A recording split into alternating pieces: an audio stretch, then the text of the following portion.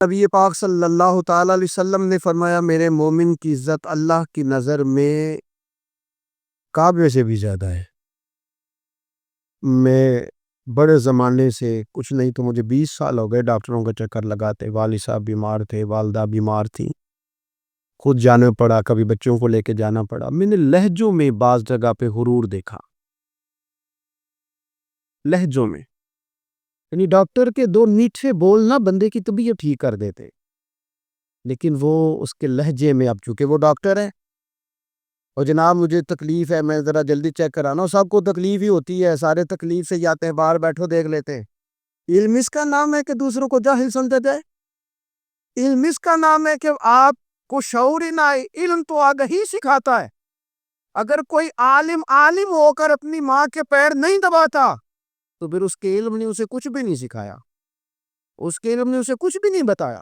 اگر عالم ہو کر اپنے باپ کا حیا نہیں کرتا تو پھر یہ کورس ہے، اس نے لفظ سیکھے ہیڑے ترچے، اسے سمجھ نہیں آئی لوگوں سے پیار کیسے کرنا تھا۔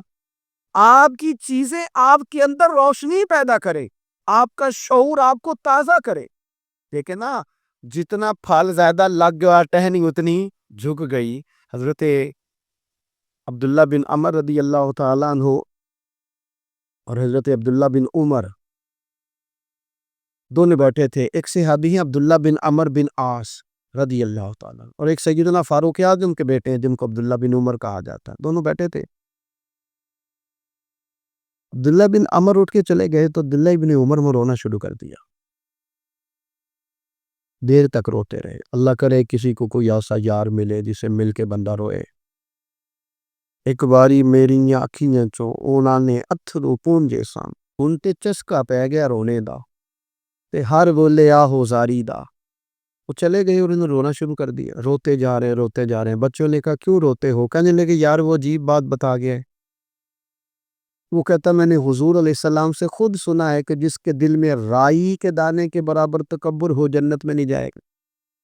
ہوتا ہوں، انسان ہوں، کبھی کو بات ہو ہی جاتی ہے، کبھی کو پریشانی ہو ہی جاتی ہے، پھر اپنے ارد گرد والوں سے کہنے لگے دعا کرو رب عاجزی کی توفیق دے دے، اللہ بڑے بول سے بچا لے۔ عزیز بھائیوں، مزاجوں کے اندر حضرت شیخ سعدی رحمۃ اللہ، میں نے کچھ لوگوں کو دیکھا ہے اگر کوئی نیک کام کر لیتے ہیں نا تو پھر وہ کہتے ہیں چونکہ میں نے کیا لہذا ساری دنیا فوراً یہ کرے۔ آپ یہ کیوں نہیں سمجھتے کہ رب نے آپ کو توفیق دی ہے تو آپ عاجز ہو جائیں اللہ کے بندے، آپ عاجزی اختیار کریں۔ وہ کہتے ہیں چونکہ میں کرتا ہوں لہذا میں اب اتنا بڑا آدمی ہوں تو فلانے بندے تو ٹھیک ہی نہیں۔ حضرت سعدی شیرازی کہتے ہیں کہ تہجد کا ٹائم تھا، پرانے زمانے میں نا لوگ مسافر اکثر رات مسجدوں میں آ کے گزارتے تھے، تو کہتے ہیں مسجد میں لوگ سوئے ہوئے تھے سارے، تہجد کا ٹائم تھا، میں تہجد کی نماز پڑھ رہا تھا، میرے والد بھی ساتھ تھے، تو میں نے اپنے ابا جی سے کہا یہ دیکھو کتنے بد نصیب ہیں، نفلوں کا ٹائم ہے اور یہ سو ہوئے، کتنے بد نصیب ہیں، میں تہجد پڑھ رہا ہوں، اللہ اللہ کر رہا ہوں، یہ سوئے ہوئے ہیں۔ تو فرماتے ہیں میرے والد کہنے لگے کاش تو بھی سویا ہی رہتا، لوگوں کے کپڑے تو نہ پھاڑتا، کاش تو بھی، تیرا سونا ہی بہتر تھا، اس تہجد سے تو سویا ہی رہتا تو بہتر، کپڑے تو نہ پھاڑتا لوگوں کے۔ او خدا کے بندے اگر تو نے پڑھی ہے تو تیرا اور رب کا رشتہ ہے، اس کی بنیاد پر تو دوسروں کو حقیر جاننے لگ گیا ہے، اس کی بنیاد پر علم پڑھے دا مان نہ کریے ماتا کی میں پڑھیا، او جبار کہار کہاوے متے روڑ دے میں دودھ کڑیا۔ تھوڑا سا اپنے طبیعت میں عاجزی پیدا کر، یہ تو دیکھے نا کتنے بڑے بزرگ ہیں، حضرت فضیل بن عیاض، 60,000 لوگوں نے حج کیا، حضرت کے بھی وہ حجوں میں بہت 21واں 22واں حج تھا۔ کسی نے پوچھا حضور اس سال حج کے بارے میں آپ کا کیا خیال ہے؟ تو آپ فرمانے لگے جتنے بھی حاجی آئے سارے نیک تھے، حج ضرور قبول ہوگا، اور اگر کسی وجہ سے کوئی کمی رہ گئی تو وہ میری نحوست کی وجہ سے رہ جائے گی، اس لیے کہ ان میں سب سے زیادہ گناہگار میں ہی ہوں، میری وجہ سے کوئی رہ گئی تو رہ گئی، ورنہ تو امید ہے خدا فضل ہی فرمائے گا۔ آپ کی مزاج میں جب عاجزی ہوتی ہے کہ نا، اگر آپ کسی مقام پہ فائز ہیں تو وہ تو اللہ نے دیا آپ کو، تو اب تو آپ کو اس مقام پر جا کے بھی عاجزی ہی کرنی چاہیے تھی، اور اگر آپ وہ عاجزی نہیں کر رہے تو اس کا مطلب ہے آپ بہت ساری خطاؤں کا شکار ہیں۔ ہمارے زمانے میں نا ایک رواج آیا ہے کمزوریاں بیان کرنے کا، اور کمزوری اکثر وہ بندہ بیان کرتا ہے جو اپنے آپ کو کچھ سمجھتا ہے۔ لوگ ایک دوسرے کی کمزوریاں ڈسکس کرتے ہیں، بلکہ پہلے تو لوگ لوگوں کی کمزوریاں بیان کرتے تھے، اب جماعتیں جماعتوں کی کمزوریاں بیان کرتے، اب پارٹیاں پوری پوری پارٹیوں کی کمزوری بات اتنی اجتماعیت تک چلی گئی کہ سوچے محدود سے محدود تر ہو گئی۔ اللہ تعالیٰ میں نے ایک دفعہ حضرت موسیٰ کلیم اللہ علیہ السلام سے فرمایا کہ آپ کی قوم میں جو سب سے نیک آدمی ہے نا اسے ڈھونڈ کے میری بارگاہ میں لائیں۔ حضرت موسیٰ علیہ السلام نے نا جس کو سب سے زیادہ نیک سمجھتے تھے اسے اللہ کے حضور پیش کیا، مالک یہ سب سے زیادہ نیک ہے، جسے حضرت موسیٰ کلیم نیک کہے، وہ کتنا کو نیک ہوگا؟ یا اللہ یہ نیک ہے۔ حضرت موسیٰ علیہ السلام سے رب کریم نے فرمایا اب اس بندے کی ڈیوٹی لگاؤ کہ یہ اس قوم میں جو سب سے گناہ گار ہے وہ بندہ ڈھونڈ کے لائے۔ اگر یہ ڈیوٹی ہماری لگتی تو پھر تو اللہ خیر کرے، سارے گناہ گار تھے، ماں سوا میرے، خدا مجھے ایسی خدائی نہ دے کہ اپنے سوا کچھ دکھائی نہ دے۔ جناب اس کی ڈیوٹی لگائیں، حضرت موسیٰ کی گواہی ہے یہ سب سے زیادہ نیک ہے، اس کی ڈیوٹی لگائیں یہ سب سے گناہ گار بندہ ڈھونڈ کے لائے۔ آپ نے ڈیوٹی لگا دی تو ورز کرنے لگے حضور 3 دن کی مہلت دے، میں بندہ ڈھونڈتا ہوں۔ 3 دن 3 راتیں گزر گئیں، آنے کا وقت آیا تو اسی نیک آدمی نے کیا کیا، اپنے گلے میں رسی ڈالی اور اپنے ہی ہاتھ سے پکڑ کے لا کے حضرت موسیٰ کلیم کے دست مبارک میں دے کے کہا حضور 3 دن کوشش کی ہے، سب سے زیادہ گناہ گار میں ہی ہوں۔ برے بندے نے میں لبل ٹریا تے جاگتے ملیا نہ کوئی، تے اپنے اندر چاتی پائی تے میں تھوں برا نہ کوئی، میں ہی ہوں۔ تو حضرت موسیٰ کلیم علیہ السلام فرمانے لگے یہ تو نے کس طرح تجزیہ کیا؟ عرض کی حضور بعض لوگوں کی نا چھوٹی موٹی کوتاہیاں میرے سامنے تھیں، اس پر میں نے غور کیا، لیکن ان کی غلطیاں یقینی نہیں تھی، میرا گمان ہی تھا، پورا مجھے یقین نہیں تھا کہ یہ غلطیاں ہیں، لیکن جو میری غلطیاں تھیں ان کا مجھے پورا یقین تھا کہ یہ ہے۔ کسی کی غلطیاں میرے سامنے یقینی نہیں تھی، اپنی کوتاہیاں میرے سامنے یقینی تھی، اور جو زیادہ یقینی چیزیں تھیں نا اس پر جب میں نے غور کیا تو پھر میں سمجھا کہ اس بستی میں سب سے گناہ گار میں ہی ہوں۔ آپ مجھے نا بتائیں اب میرے لیے آپ نے کیا کرنا ہے؟ جناب موسیٰ وہیں کھڑے تھے تو رب کریم نے حضرت موسیٰ سے کلام فرمایا، وحی فرمائی، فرمایا میرے کلیم اس کو جو سب سے زیادہ فضیلت ملی ہے وہ نمازوں کی وجہ سے نہیں ملی، یہی اس کی عاجزی ہے جس کی وجہ سے رب نے سب سے زیادہ فضیلت عطا فرمائی۔ یہ اس کے ذہن کے اندر بات ہے، جس سبب سے اللہ تعالیٰ نے اسے یہ اعزاز دیا۔ تھوڑا سا نا چیزوں کو سمجھا جائے، انسان اپنی ذہن سازی کرے، اپنے اوپر غور کرے۔ ہم اپنے آپ کو 2 4 5 چیزیں دیکھ کے تسلیاں دے کے بیٹھ جاتے ہیں کہ نہیں نہیں شور تو ساری دنیا اتنی خراب ہے، تو فلانی فلانی نیکی بھی کرتا ہے، اس سے نا انسان کی روحانی زندگی کمزور پڑ جاتی، اس کے افکار پہ میل کچیل چڑھنے لگ جاتی ہے، وہ آہستہ آہستہ کمزور ہونے لگ جاتا ہے۔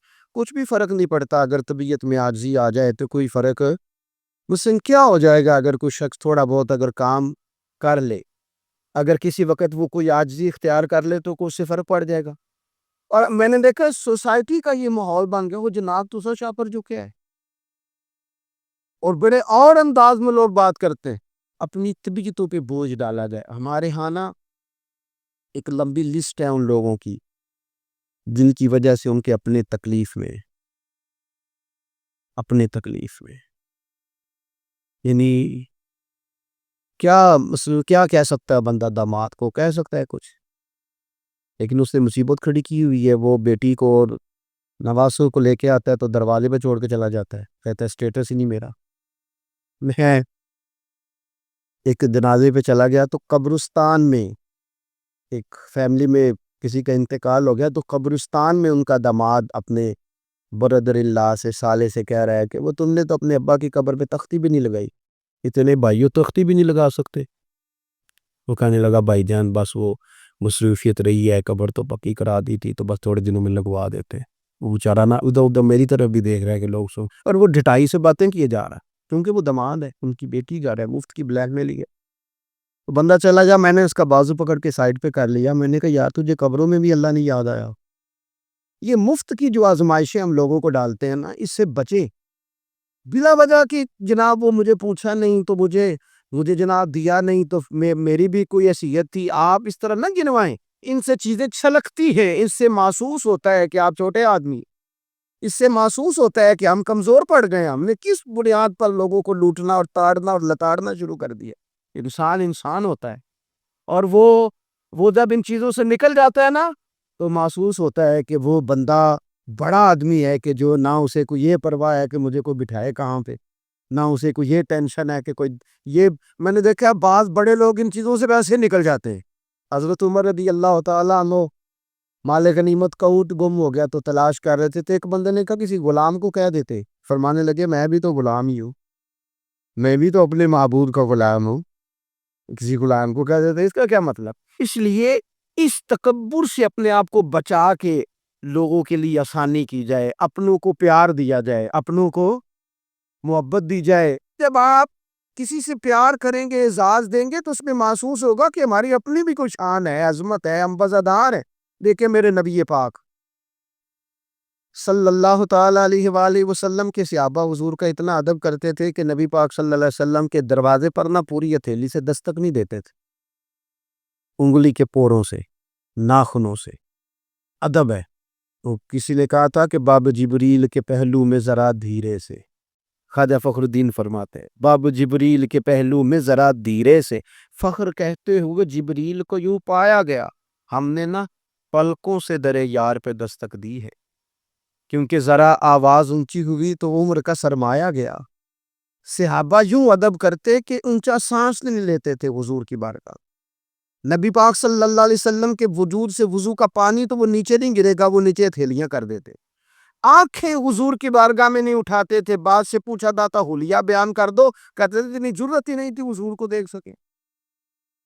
وہ اتنا ادب کرتے, لیکن نبی پاک صلی اللہ علیہ وسلم کا ان کے ساتھ معاملہ کیا تھا؟ جنگ بدر کے لیے جب سواریاں جا رہی تھی نا, تو ایک سواری پہ تین لوگ تھے. تو اسلام مذہب بڑا حسین ہے نا, یہ رحمت للعالمین محبوب کا پیغام ہے نا. اب ایک سواری پہ 3 بندے بیٹھیں گے, تکلیف ہوگی. طے یہ پایا کہ 2 بیٹھ جائیں, ایک پیدل چلے. نبی پاک صلی اللہ علیہ وسلم نے فرمایا مجھے بھی 2 بندے دے دو. نصیبہ جاگا سیدنا ابو لبابہ کا, حضرت علی المرتضیٰ شیر خدا کا. یہ دونوں رسول پاک صلی اللہ علیہ وسلم کے ساتھ ہیں. اب ایک دفعہ باری حضرت ابو لبابہ سرکار کے پیچھے بیٹھیں گے, مولا علی پیدل چل رہے. اس شخص کا کمال تو دیکھیں جس کے ہاتھ میں اس سواری کی لگام ہے جس کے سوار مدینے والے رسول ہے صلی اللہ تعالی علیہ وسلم. پھر باری آئی حضرت علی پیچھے بیٹھے, لگام حضرت ابو لبابہ نے تھام لی. وہ سوئے لال ہزار پھرتے ہیں اور تیرے دن اے بہار پھرتے ہیں. نبی پاک صلی اللہ علیہ وسلم کی سواری کی لگام تھامی ہوئی, باری لگ گئی, حضور نے پیدل چلنا ہے.